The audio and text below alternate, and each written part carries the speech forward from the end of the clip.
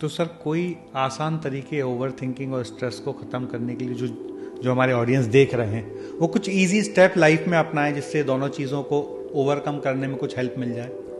बिल्कुल, मैं ज़रूर बताना चाहूँगा। मैं 2 स्टेप्स ऐसे बताना चाहूँगा जो आपके ओवर थिंकिंग को जड़ से समाप्त कर सकते हैं अगर आप 60 दिन तक लगातार ये प्रैक्टिसेस कर लें तो। जिसमें सबसे पहला तो है डीप ब्रीदिंग, कि आप गहरी लंबी सांस लो।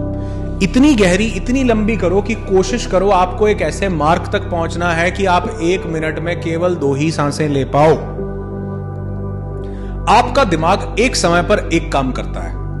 अब ये जो सांसें हैं ना, ये मैनुअल भी हैं और ये ऑटोमेटिक भी हैं।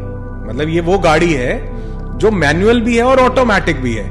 हमने इसको ऑटोमेटिक ऑटो पायलट मोड पर छोड़ा हुआ है। इसके क्रूज कंट्रोल को ऑन किया हुआ है, इसके एडास के फीचर्स को ऑन किया हुआ है और ये अपने आप चल रही है। इसका कंट्रोल अपने हाथ में लो और इसको मैनुअल मोड पे शिफ्ट करो कि गियर आप लगाओगे। और ये गियर लगाने का मतलब है कि आपकी सांसें अब आप लोगे, अपने आप नहीं चलेंगी। जब आप अपने आप लेने का प्रयास करोगे तो कोशिश करोगे कि 5 सेकंड, मतलब ये 3 सेकंड से शुरू करना चाहिए कि 3 सेकंड का इनहेल, 3 सेकंड का एक्सहेल, फिर 4 सेकंड का इनहेल, 4 सेकंड का एक्सहेल, फिर 2 दिन बाद 5 सेकंड का इनहेल, फिर 6 दिन बाद 6 सेकंड का इनहेल, फिर 10 दिन बाद 10 सेकंड का इनहेल और 10 सेकंड का। धीरे धीरे, बहुत धीरे, मतलब मैंने तो 2 ही दिन में बता दिया। हो सकता है 1 हफ्ते तक आप 3 ही सेकंड पर रहो, अगले हफ्ते आप 4 सेकंड पे जाओ। तो धीरे धीरे आप अपनी ब्रेथ को कंट्रोल करें, अपने वश में लेकर के आए। Breath is the emotional compass. Breath आपके कंट्रोल में हुई, जिस व्यक्ति की ब्रेथ स्लो हो जाती है उसकी हार्ट रेट वेरिएबिलिटी बढ़ती है, उसका रेस्टिंग हार्ट रेट नीचे आता है, उसके VO2 मैक्स लेवल्स बढ़ने लगते हैं, उसकी बॉडी में कॉर्टिसोल डाउन होता है, गाबा न्यूरोट्रांसमीटर ऊपर जाता है, NK सेल ऊपर जाता है, एड्रेनलिन नीचे आने लगता है, पैरासिम्पैथेटिक से सिंपैथेटिक नर्वस सिस्टम एक्टिवेट होता है। इंसान जो है सर्वाइवल मोड से एकदम रेस्ट एंड डाइजेस्ट के हीलिंग के मोड में चला जाता है और सारा द्वार कहां से निकलता है? सांस से। स्ट्रेस खत्म हो जाएगा सर, लेकिन ये कोई एक दिन की गोली नहीं है।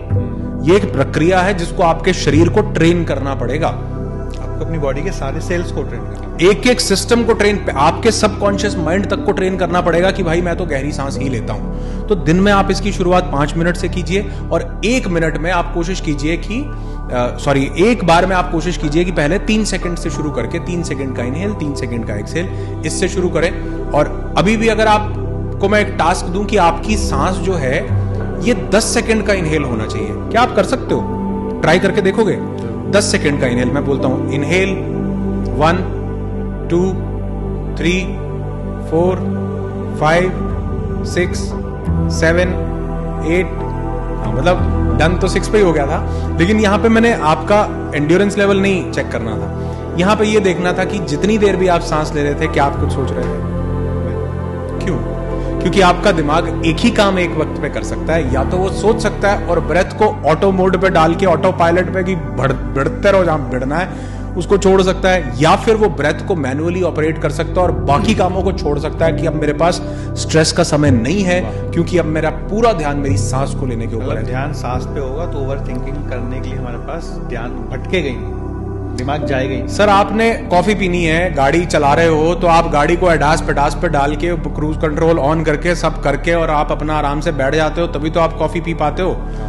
क्यों कॉफी पी पाते हो? क्योंकि अब दिमाग जो है उस चीज से फ्री हो चुका है। दिमाग एक ही काम कर सकता है एक समय पर। अब आपने अपने दिमाग को पूरा लगा दिया उस मैनुअल मोड पे, गाड़ी चलाने पे पूरा ध्यान।